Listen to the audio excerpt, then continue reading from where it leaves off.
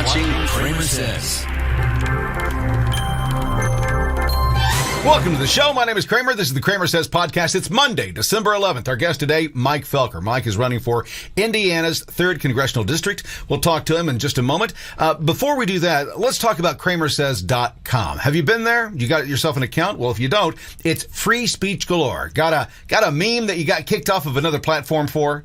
Because they said it hurt somebody's feelings. Well, we enjoy those things. Over at Cramersez.com, we have a sense of humor, and we have a lot of free speech. If you want to get yourself an account, go enlist right now. We're building an army, so go get yourself an account at Cramersez.com. It's free. It's a Facebook-like experience. You'll love it. If you want to help out the J6 detainees, we're helping them as well, raising money through selling T-shirts and hats and all kinds of stuff. You can get your Cramersez swag, all kinds of different designs and everything. You can get that at Cramersez.shop. 100% of the proceeds from what we do at Cramersez.shop, 100% go to the J6 detainees and their families. Please help out. Please do your part at Cramersez.shop. Only do what you can afford. With that being said, let's get to our guest today, Mike Felker. Here's his campaign video. Let's find out who Mike Felker is. I'm Mike Felker. I'm running for Congress in Indiana's 3rd District, and you don't know me yet. Like most politicians running for office in their first term, I want to tell you why I'm running, what I care about, and how I'm not a politician. But you've heard all of that before. You've heard the candidate bury his opponent in every ad. You've listened to the candidate talk about their credentials and their beliefs while smiling next to their family. You've heard them talk a big game while leaving out all the critical details. I'm not going to do that.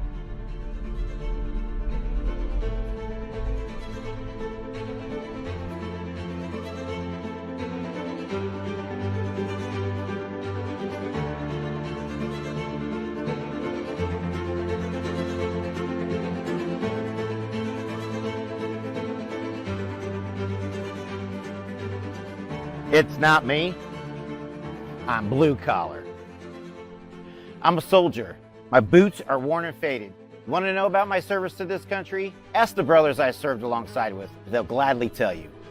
I've been a maintenance tech for 17 years. I don't have millions of dollars in the bank or big endorsements from my popular friends downtown. I believe in the Second Amendment. I believe in God the Father. I believe in the Constitution. I'm deeply concerned with the direction of our country. And if you live in District 3, I'm willing to bet you feel the same way too.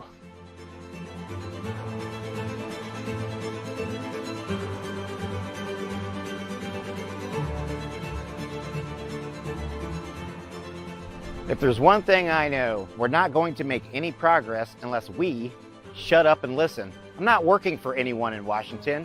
I'm working for you. Rather than tell you what I'm going to fix in Washington, why don't I focus what I'm going to do right here in my own backyard?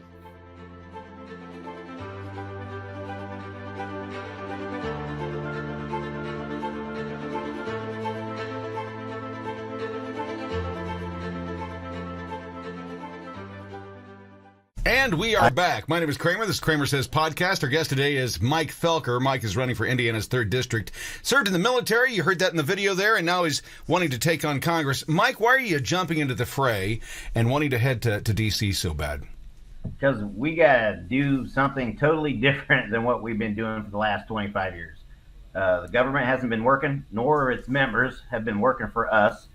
They've been working for themselves. I think they think that we work for them, not the other way around, even though they say otherwise. And it's time for somebody normal to jump in the fray and who understands that, who wants to work for the people, not the other way around. Well, tell me something about yourself. Let's go back and talk about your 20 years in the military, what you've been doing since you got out of the military, and what drove you to do this. Most people typicically want to go just through their lives and not get involved in politics at all. You were involved in the government through the military. Do you think that prepared you for what you're getting ready to do next? It definitely did. It actually, all those years of service, and of course, I've been to combat. I served in 2003 in Iraqi freedom when that kicked off. I was infantry the whole time, so I was a ground pounder, somebody who spent a lot of time on boots on ground. And then 2008 again, but my military service, says a lot about the person who I've become, the man that I've become over the years, and a lot of course, my upbringing. Obviously, I'm raised conservative. We're a big gun family. Kind of something we did for fun growing up was a lot of shooting guns, and that kind of drove me toward the military. A big military family. I've got an uncle, my father. I've got a son currently serving. My uncle and my father served in. They were drafted in Vietnam. I served, obviously. I've got a 27-year-old son who's serving currently right now. He's got 10 years wrapped up, and I've got tons of family members who've served, and that's kind of the direction that the family's gone. So this Felker family has served this country honorably for many years. So you've got a heritage of serving your nation, and now you're going to serve in D.C., hopefully. What's the biggest battle that you have in front of you right now? What's the biggest hurdle you have? For me personally is just getting my name out there. There's a lot of people who, because I work for a living, I'm out here punching a clock every day, just like everybody else out there. So when I'm in my off time, I get home. I don't have a lot of family time, unfortunately, because I'm trying to get out there and campaign. I'm trying to get my name out there and my campaign out there so people can see who I am, because unfortunately, most people, they're not paying attention to what goes on. Maybe they're oblivious to it, or just have given up on what's going on in government and feel like they don't have a vote or a say in what's happening. When you're going door to door and you're doing your campaigning, what are you getting from the people that you're talking to? Are they happy with what they have currently in India, the representation that they have in Indiana right now in D.C.? Well, I would say yes and no. And to be all honest, a lot of people aren't really educated, because I ask a lot of questions that people should have answers to, right? I mean, there's a lot of people out there who don't know what district they live in. There's a lot of people who don't know who their representative is. And I can tell you, for the majority of people, and this was kind of me in my younger years, but not so much in my adulthood, but a lot of people have no idea what's going on in Congress. What did we vote on? District 3, what were the last 3 things that District 3 voted on? And what our representative did, and most people can't tell you the answer to any of those questions. Do you think they're concerned, though? Do you see that they're concerned that we can't stay on this path anymore? Is there any talk along those lines? Oh, absolutely. Yeah, most people are. I tell you what, I run into Democrats, and I have not, Kramer, I'm telling you, I haven't met one American who's out there who says we're on the right path, regardless of what party it is. Everybody has said that the country's in decline, that we can't sustain this, especially with the division in the country. That's a big thing for either party member. But the spending and, of course, immigration is on the top of the list, along with obviously inflation and what we're spending as blue collar, or I would call people who are considered middle class anymore these days. How much money we're shucking out, more than we used to typically do 2 years ago. Well, it looks like now that half the money that we make, half, goes back out through taxes.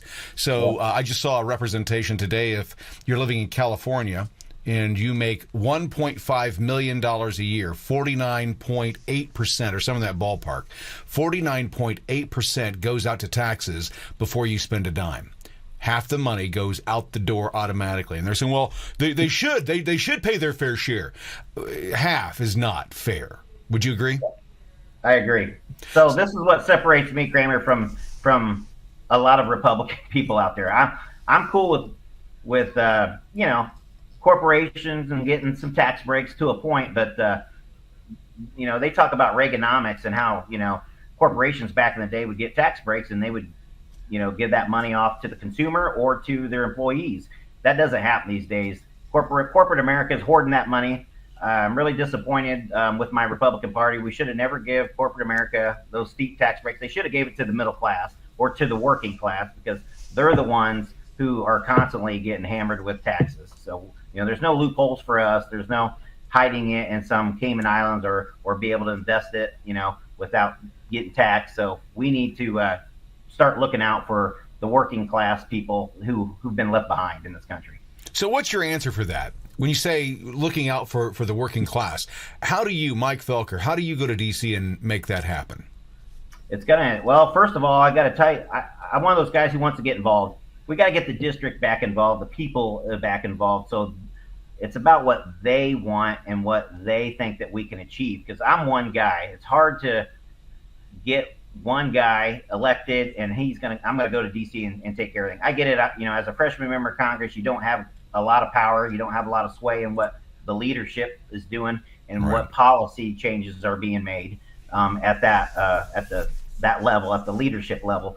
But you've got to make relationships, with other freshman members of Congress. You've got to make relationships with hopefully some of the older members, some of the leadership, and then try to drive that wedge in there and start focusing on that. Because, like you said, we can't continue on this path that we're in of spending and borrowing like we are, and we're killing off our children's future and our grandchildren's future. The border's been open since Joe Biden became president. We had gotten the situation pretty well taken care of with Trump, and we're dealing with it, but they've opened it wide open. And last week we saw that in Lukeville, Arizona, that the Border Patrol had completely abandoned that port of entry, and people were just streaming through, tens of thousands. What's the solution, Mike? When you get to Congress, what would be the thing that you would do on day one for this issue alone? What would you mandate or be calling for automatically? What would you want to be doing? How much noise would you be making to get this issue taken care of? Well, I tell you what, my district and myself, we're going to be screaming, close the border, shut it down completely. And I don't know if a lot of people out there have no idea, but we give almost $70 million in financial and aid to Mexico every year. And right. So we need to, one, close the border down, shut it completely down, and two, we need to stop all money going to taxpayer dollars going to Mexico needs to cease and desist until we can figure out what's going on a path forward. Because the president of Mexico, he's the one that's helping destroy our country by letting all these people just roll right through Mexico. One of the other issues that's a side effect of the open border is the human trafficking in drugs. What are the people of the 3rd District saying about this issue of human trafficking, the illegal immigrants, and the drugs that are coming in, and Joe Biden's hesitancy of doing anything about it? Are they pushing the blame back on him, or are they following the narrative that it's Trump's fault somehow? Well, most people, of course, I live in conservative USA here. We were actually talking about this Saturday with some constituents from 3rd District, and they were talking about the drugs coming across and the fentanyl. And I always say this because it really makes me very disappointed and very upset, because I hear how we're the strongest, we're the toughest country in the planet, but we can't control the border, the drugs that are coming across. We can't stop the the traffickers bringing, trafficking children and whatever else they're trafficking across our southern border, even our northern border at sometimes. But nobody's happy with it. We need to figure out a plan. I think we should close the borders immediately for as long as it takes. We need to vet all these people that we've let in, the millions, and that's going to take some time. And unfortunately, it's going to take forever, but we need to do it methodically until it's done. Then maybe we can start focusing on reopening parts of the border again. We got to let commerce through, but other than that, close it down. Well, there's been a call here in the last few months from some conservative Republican leaders and politicians, and what they're wanting to do is they're wanting to do mass deportations. Number one, do you support that? Number two, is that feasible? I support it, but I'm living in the real world, Kramer. It's not going to happen. Right. It's going to be stuck in court systems and everything. So we've got to figure out at least some way, a path to citizenship. I don't even know. That's going to be some big debate that's going to have to happen. And I'm going to have to debate that with the people that I serve, my district. It's not going to be what I want. It's going to be what they want. What would be your position on that? Would you side with allowing the illegals to become citizens and giving them a path, or would you, given the opportunity, say no, we're gonna go for mass deportation, and they can come back in, they can go through do things the right way, but they've got to get out until they rectify what they've done wrong? Which side of that aisle are you on? I don't know. I'm kind of hit and miss, because I don't know. A lot of these people, some of them might have jobs. Some of them might have families at this time. It's the problem belongs solely on the United States Congress in the last 25 years. So whatever crap sandwich that we're going to serve these people that came in, right?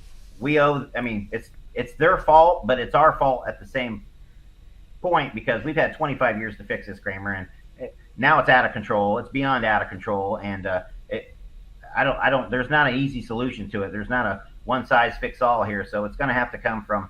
Well, but eventually, don't you agree though that at some point to fix things, we have to start fixing things one at a time and saying, you know, well, there's not one thing that's going to fix it, but we can try, right? We can try to find several things, but we have to start that process. So, in your brain, what does that look like? If new Congress comes in and the president and whoever that is and the Congress, whoever they are, if they're ready to come together and talk about really getting the border taken care of, in your mind, what does that look like? How does that happen? So what I would love to see at first is we got to figure out how do we process people that we're going to allow to come in. They can't jump the ship like they're doing right now. I think I've mentioned this before to people. You know, I want to see a modern day Ellis Island somewhere on the border. Okay, but these people that are here now, they need to be shipped to that location and vetted and taken care of. And when they're blessed off on, we know that they're not, you know, going to do any harm to the country, or they're not people who don't belong here because they have, you know, lengthy rap sheets or whatever from wherever they come from. Then we let them in, and then they assimilate into society, and then maybe they pay something to get their citizenship or however. I don't know how that's going to work, but they got to start somewhere. They've got, because we're spending, what is it so far this year? I think we spent $600 billion, almost a half a trillion, just getting these people through to a dysfunctional point that they're at now, where they're having maybe 2 or 3 years from now, they're going to have their court date. And well, they said, I heard a report the other day, Mike, that it's even worse than that. That some of these court dates are 6 to 11 years down the road. I wouldn't doubt it. You know, 6 to 11 years are the dates for these people to get their day in court, but they get to reap the benefits of being an American or being allowed in automatically without going through the process. And here's the problem that I have. The problem that I have is that there is somebody in Italy and Africa and in New Zealand, in Australia, somebody on the other side of the planet has gone through and taken the years that it takes to dot all the I's and cross all the T's and get everything done. And then they get their green card or they get their visa and they're allowed to come to the U.S. Why is it okay for the people south of the border to say, I'm going to skip that line and not do what I have to do, and we, the American people, have to bear the brunt of that? Why has that been justified? What do you think? Is it for votes? I don't really think it's justified. I just think it's they're allowing it to happen. They're allowing it to happen, right? So somebody's justifying it. Yep, and of course that's the problem with the United States of America. This is the problem with the people of this country is there's no accountability, Kramer.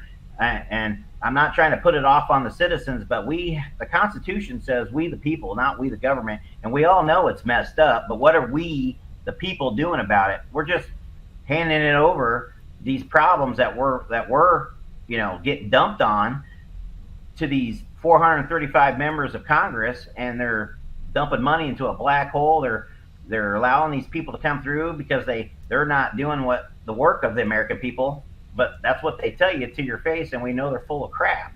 And, they tell you a lot to your face. Here's what I've come to realize is that the majority of people who step forward and say, me, put me in line to be in charge of making the rules are generally, 9 times out of 10, got their toe into corruption and graft and all these other issues that we find out later. And the problem is how we can't get rid, and this is it's all tied together.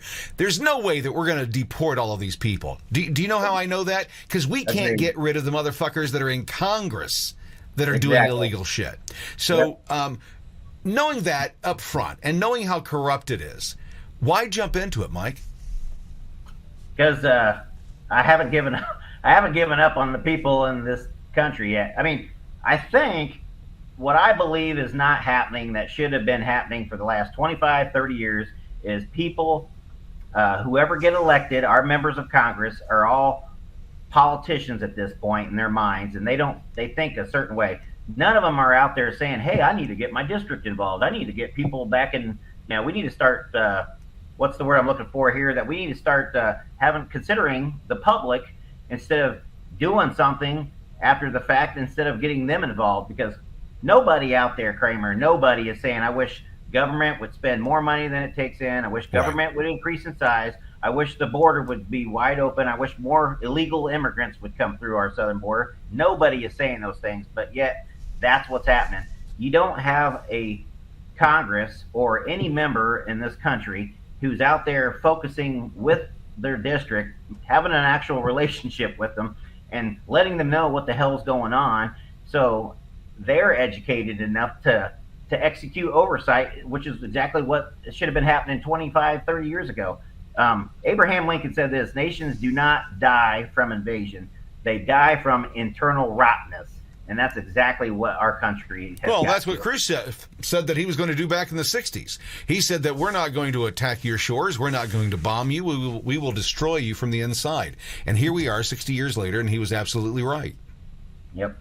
Yeah, well, what's that other one? I like quotes, man. It says, give all the power to the many, they will oppress the few. Give all the power to the few, they will oppress the many. Yep. And we just got to get back to our constitutional responsibility. Mike, you're absolutely right. Our guest is Mike Felker. Mike is running for Congress in Indiana's 3rd District, and we'll be talking to him about what he plans to do when he gets to D.C. when that happens, right after this. Cramersez. We'll be right back after these messages.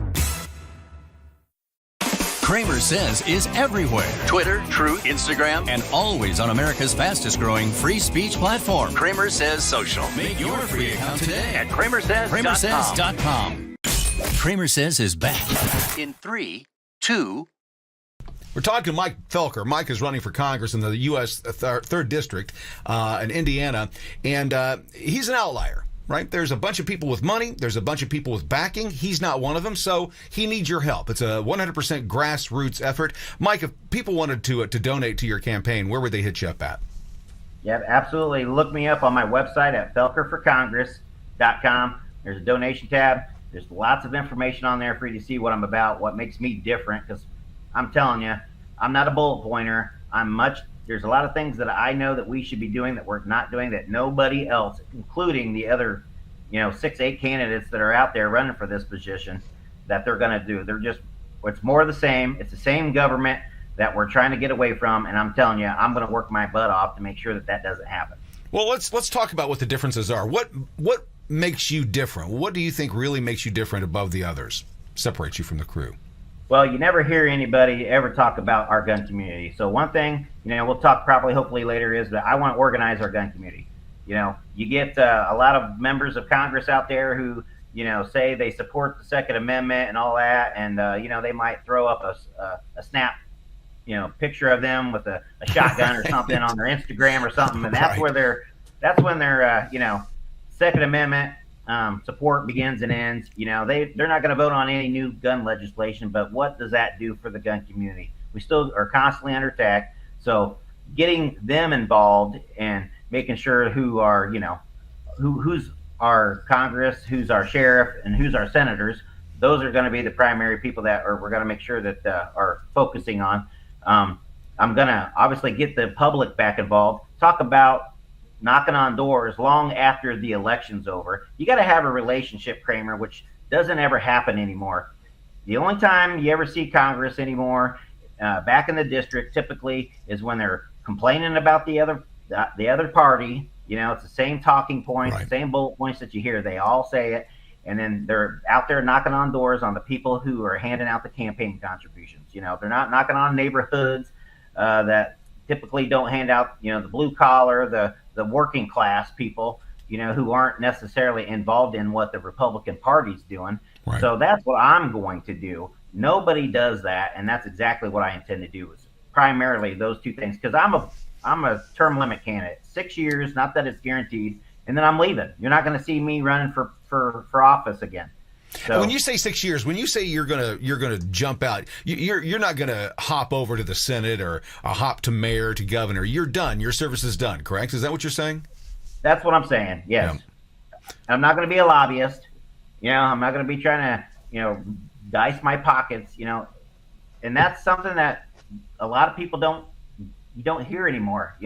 Everybody, because when I first got in here, Kramer, a lot of people were hitting me up. There's a couple of organizations out there that are promoting the term limit, and every candidate is signing a term limit pledge. Well, it's not a self limit, Kramer. It's not a self limit. It's a, hey, if it comes up for a vote, I'll vote in favor of it. Well, we all know that that's never going to happen. Right. So you don't have to ask me. That's what makes me different from them. I'm who I say I am. I'm a guy who believes in the United States Constitution and what the founders wanted, and they didn't want you to be a career politician, and that's exactly what we have, where it's all about competing pools of money. What's the biggest single threat that you see facing the nation today? Right now, it's the debt. It's absolutely the debt. They're killing us. I know there's a lot of people out there who don't think we're going to make it past the 2024 elections. I'm kind of on the fence there, but I think we got less than a decade to get shore up some of these problems, the immigration and the debt issue. Right. I really don't understand. We're going to have to do some massive cuts in spending, get rid of a lot of people in government, but I think our problems are still manageable. It's getting to a point where we're heading over a cliff and there's no looking back, but I'm trying to be optimistic, and it just we have to have somebody who, I like quotes, and I go back to something that Henry Ford said, which was, what's right about America is, though we have a mess of problems, that's more relevant today than ever, right. But we have great capacity, intellect, and resources to do something about them. And it's time we start electing men and women who think that way, who understand that we do have capacity, intellect, and resources to do something about our problems. Do you think the reason that we haven't done anything about it is because Americans are too soft? They don't want things changed. When they say we've got to rearrange Medicare or Medicaid or Social Security or any of these other programs, as soon as you start to talk about those, that's the third rail.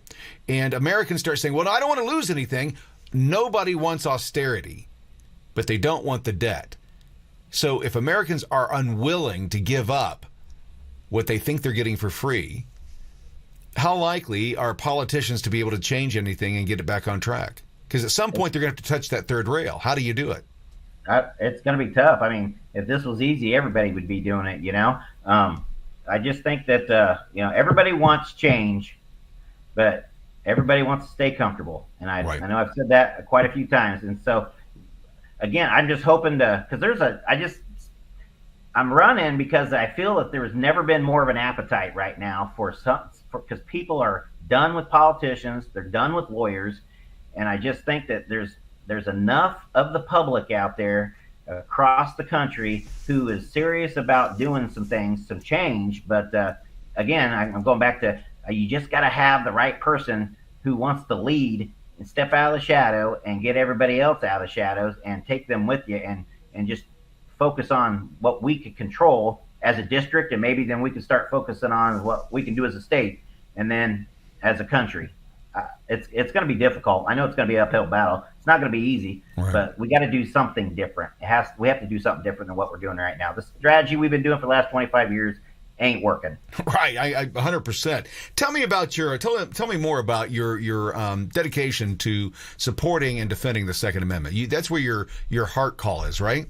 It is, absolutely, yeah. So I'm going to tell you, I can shoot, move, and communicate, all right? And this Second Amendment is the only thing that's keeping this country free right now. And it boggles my mind when I hear people talking about, getting rid of whatever, the assault rifles or whatever. They don't even understand what the hell that word means. Right, exactly. Well, so man, let's have that. Let's break this down a little bit and get into some detail here. You served in the military. You were a grunt on the ground who had a military weapon. Is an AR a military grade weapon? No, it is not. Would you want to take it into battle with you in as a military man? Would you want to take that rifle onto the battlefield with you, an AR-15?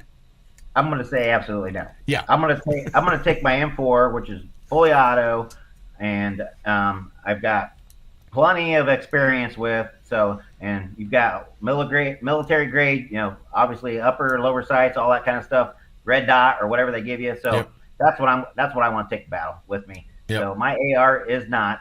I mean, sure, it might take the same kind of round, but they're different, and people just have no idea. Well, I've got a sports car, right? And that's what I drive. That's my daily driver. It is in no way, shape, or form in any way close to being a race car. And that's what I look at the AR versus the M4. Military-grade weapons, they're the race cars. They're built specifically to do what they do. And an AR is, well, it's the weekend recreational version of it, the way I've always looked at it. Would that be correct? That's exactly how I view it. Yeah. So still dangerous, absolutely. but not a military weapon. So when they say that, well, our founding fathers didn't intend for you to have military grade weapons, and I think Biden said the other day, didn't he say the other day that you couldn't own a cannon? When that is not the case at all. You could own a cannon. Yeah, I've got family who have several. Yeah, exactly. Cannons. It's not illegal. Tell us about your efforts with the Second Amendment. What are you trying to do in your district in unifying gun owners and gun shop owners? Let's talk about that. Yeah, so right now I'm just been focusing on trying to get in touch with some of the gun owners, obviously the people who own some of the shops out there, because obviously they're pro Second Amendment. You know, a lot of these folks obviously are, backing our police officers, and actually giving them their firearms, supplying them with their firearms. So I'm trying to work with them. If anybody out there is listening and they're in the 3rd District, give me a look, give me an opportunity. And I love to have coffee, sit down and chit chat with you and see what we can do, obviously, to kind of get to this, to organize this gun community. It's not all about me, and like I said, I only want to be in there for 6 years. Not that it's guaranteed, Kramer, but right. But I want to be in there for 6 years. And when I'm done with my 6 years, man, the people should have a very good baseline of our gun community, and you don't need Mike Felker in there to make sure that the gun community maintains, it being organized and making sure that that Second Amendment is going to be there for the longevity for our grandchildren. Well, I think it's amazing when I talk to conservatives, and I've talked to several here recently who have said, well, we could give some compromise on the Second Amendment. I go, absolutely not. Absolutely not. No. We compromised on abortion. We didn't want it, but we compromised to make peace. And it went from we're only going to use it as a service for those who get raped and incest, because that's who they sold it for. That's who they had to guarantee the ability for, is that group.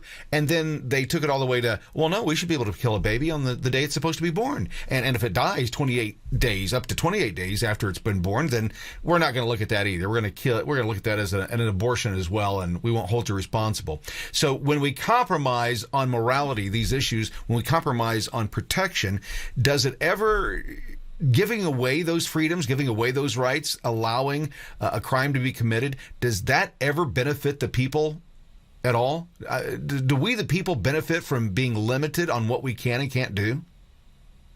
Absolutely not. And then again, you go back to the founding fathers, James Madison, some of the stuff that he had said, that you can't legislate people's behaviors. Right. So, don't try to take a law-abiding citizen's firearms away, or ban a specific firearm because something some idiot did. We could be doing that with vehicles and knives and kitchen that's what and it all is. Sorts of stuff.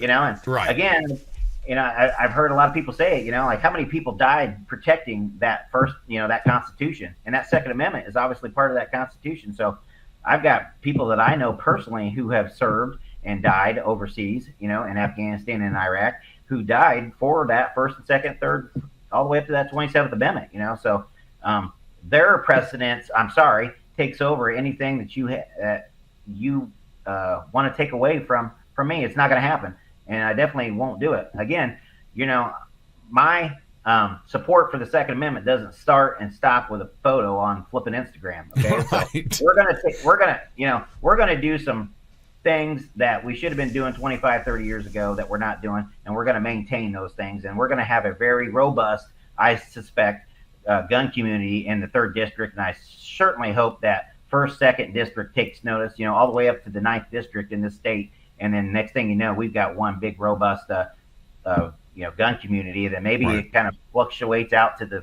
the other states, Michigan, Ohio, Kentucky. Mike, what I think is interesting is that the people, the people yelling at the top of their lungs that we shouldn't have the right to bear arms, that it's too dangerous, are the same exact ones that are calling for people to be censored and removed.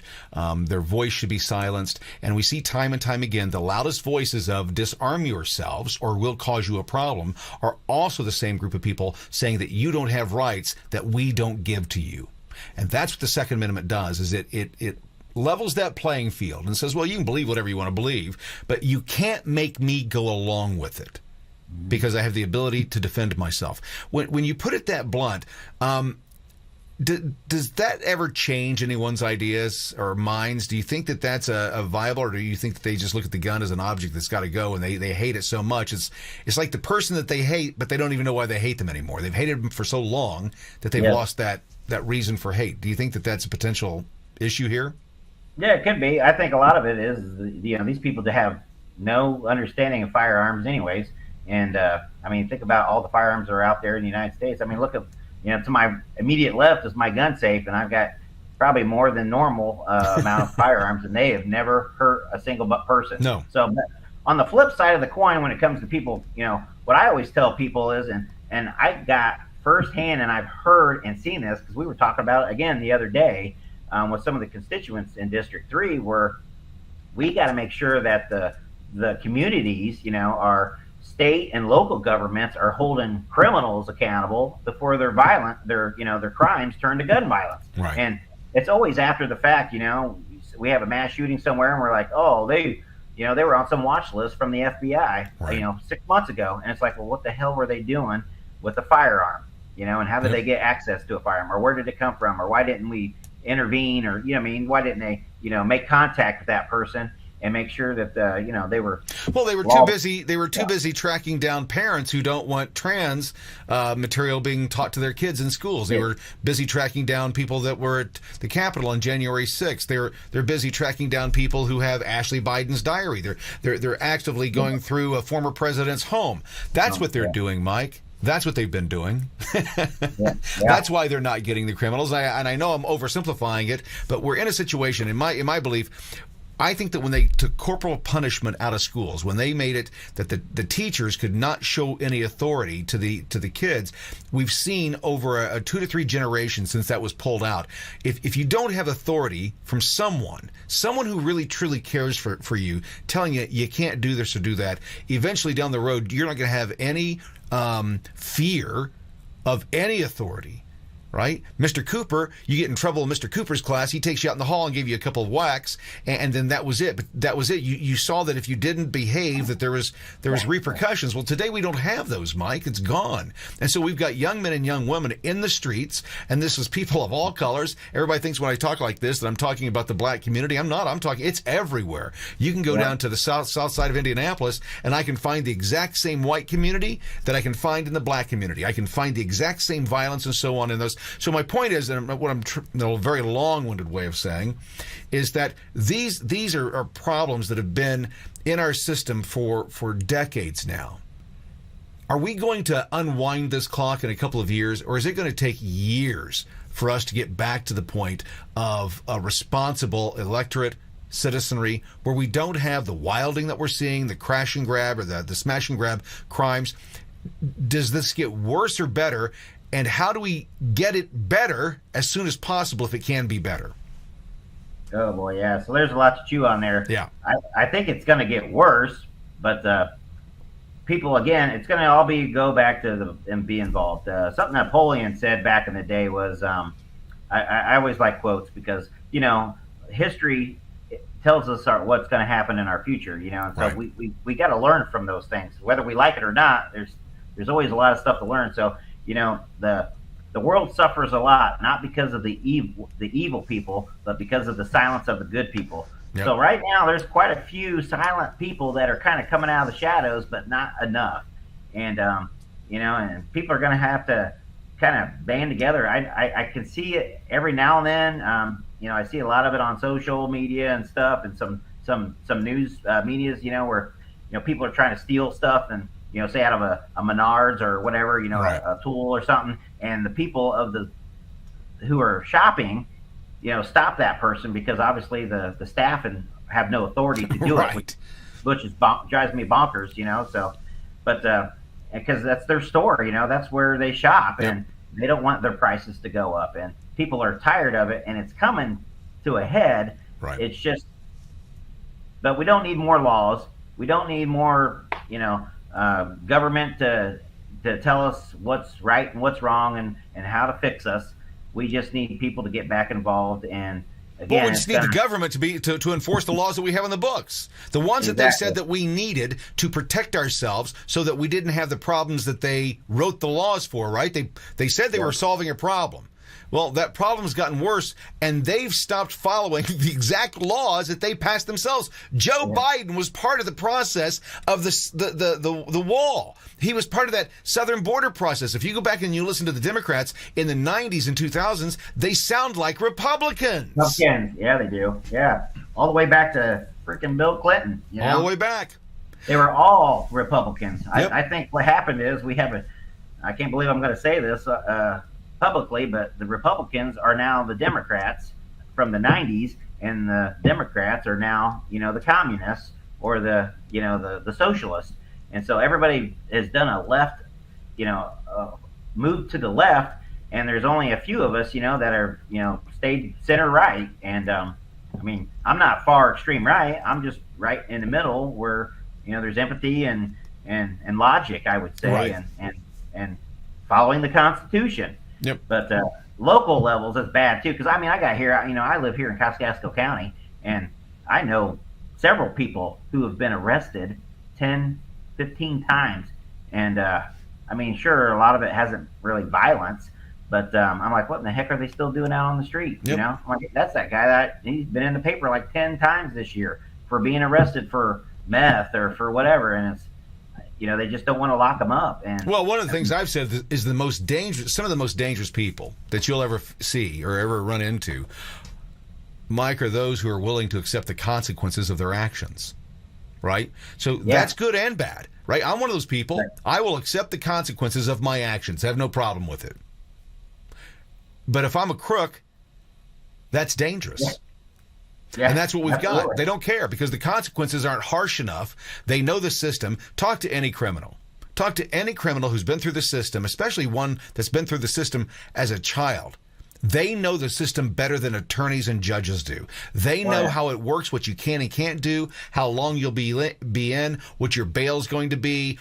They know the process across the board.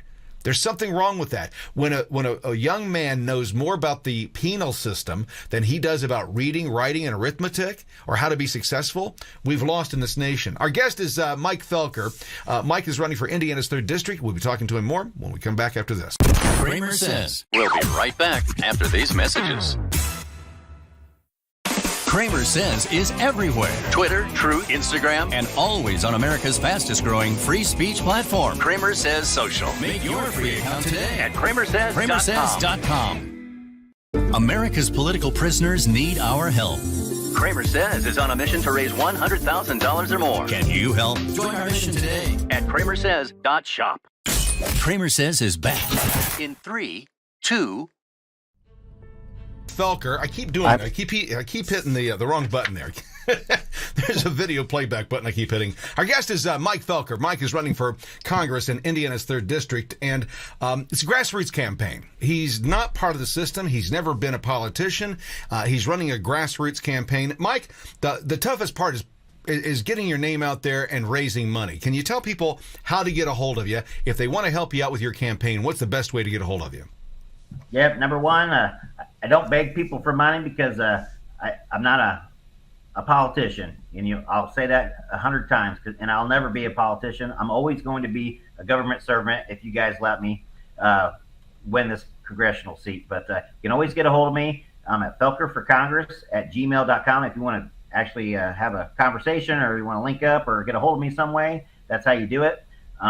You want to donate $17.76 to my campaign. That's the kind of money I ask people because, the people that I know, they work for a living. They punch a clock just like I do, and that's not going to usually typically break somebody's bank. So I appreciate $17.76 donation. You can do that through my website at Felker for Congress felkerforcongress.com. And I really appreciate everybody who donates. I mean, it's all about competing pools of money at the high end when you talk about some of the establishment candidates, as I call them, that are running for Congress right now, especially the ones that are running against me. There's usually about 4 or 5 of them, and they're pushing out hundreds of thousands of dollars. I'm maybe approaching the $10,000 mark, but I put $15,000 of my own money, in there, and trust me, I worked a lot of overtime and worked a lot of hours to be able to do that. So I'm not rich. I'm not well connected. I don't have, as I said in the video earlier, that I don't have friends who have thousands of dollars to donate to my campaign. And you don't need hundreds of thousands of dollars to win a congressional seat. Yep. What you need is to get off your butt and do the grassroots thing, to get out there, do the hard work, get knocking on doors, getting small groups of people, and then do the right. That's how you do the right thing, and then you can get your name out there, and then you can win. It's just, for some odd reason, we've got to the point in this country where it's all about competing pools of money. That's kind of the party that's pushing that agenda, and we got to get away from that. And everybody's sick of it. But yeah, a lot of these people who are calling them outsiders are taking all the money from all the insiders, and that's how you see candidates out there. 6 months in from the day that they back this year, that they've already got $400,000 or $500,000 in their campaign coffer. I mean, the election isn't till May 7th. Right. So they've got. I'm like, how you got $500,000, and where's that money coming from? So I know where it's coming from. It's coming from people who are insiders, and of course, nothing's for free. It's all those people are going to have to owe them a favor, or they're going to get some kind of favor or something to that effect. Nothing's for free. So, well, we've seen that over the last few months, and the information that has been dripping out from Congress about Hunter Biden's involvement with China and the monies that have been paid to the Biden family, and it looks like now directly to Joe Biden through proxies. It's corrupt as all get out, and we need people in Washington, D.C. that are actively fighting against this. And the problem that I see, and I think that you realize it yourself, is that, and you've said it, one man going there cannot do anything. The city is run by the lobbyists and the insiders and the deep state. With that being the case, how important do you think it is for the voices of the people that send you to D.C. to be involved on a daily basis as well? Because it can't just be you. It has to be them. Talk about that. What involvement you'd like to see from the constituents of the 3rd District. Yeah, so that's what I'm trying to tell people. So I'm not going to solve our problems, Kramer. The district is going to be the ones that are going to solve the problem. I mean, I'm just one guy again. I've got 700,000+ people that are in District 3, and those people are the ones that are going to have to be the squeaky wheel that gets the grease. And hopefully, again, go back to the scenario where we're talking about, what we're doing differently than what the other districts in the state are doing. Hopefully they get on board. There's a lot of good candidates out there, that are running for Congress, and some of them in Indiana, some of them are just like me, or, they're like-minded, and those people need to, those are the people that I want to link up with once we get elected, and we can start focusing on change. Something else that a lot of people don't understand is there's 19 state representatives in District 3. And then you've got, your 2 senators, and you've got obviously your member of Congress. So you've got, 23 people there that are represent that you have on the federal and the state side. So why aren't they getting together? They all got elected by the exact same people. So why aren't the federal guys working with the state guys, vice versa, once or twice a year, trying to work on what they can do better that's for the district? Things that we can control, things that make that we don't have to have Washington, D.C.'s input to fix. Obviously, I want to meet every quarter with my district, and I'm talking about, there's 13 counties in the district, so we've got 13, we got to get each county, and maybe we'll do several, meetings each quarter with them. We've got people that, General Motors is a big corporation in the district. They've got people who work first, second, third shift. So, I'm going to need to be available on second and third shift. You know what I mean? How many people out there are running for Congress consider the second and the off shift people. Nobody does, No. because it takes a blue collar guy, Kramer, to focus on blue collar issues and workers issues. People who are punching a clock, working for a living.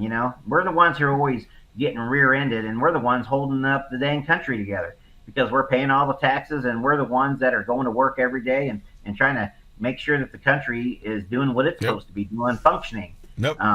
It's government that's making us corrupt and that's destroying us. So, well, that's what I've been saying for the longest time, Mike, is that this inflation, we didn't do it. Do it. You're right. It was all the eggheads. It was all of the specialists. It was all of the experts. It was the people that we're supposed to be following. They're the ones that got us here. All the people who are Harvard educated, Penn educated, they're from the Ivy League, and they've got born with a silver spoon in their mouth. I'm talking, I know, in a bunch of tropes here, but my point is that the people that are telling us, pay attention to us, we're the experts, got us here. It wasn't the average everyday Joe that created the financial tools that got us into the problems that we got into in 07 and 08. And it's not you and I that have inflated the economy. We didn't go out there and counterfeit all of that money and put it into the economy. We didn't do that. The experts did that.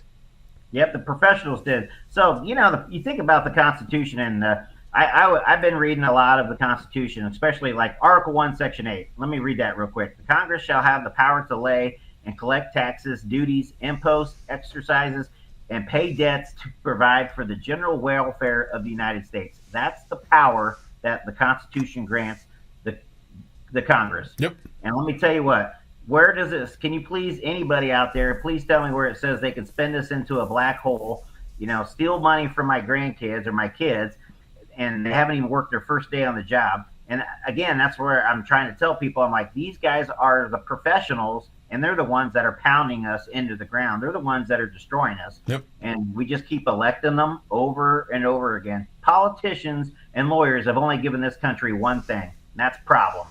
And that's exactly why, again, I'm trying to tell people, stop electing politicians. What do you have to lose? I'm using a quote from Donald Trump, but what do you have to lose?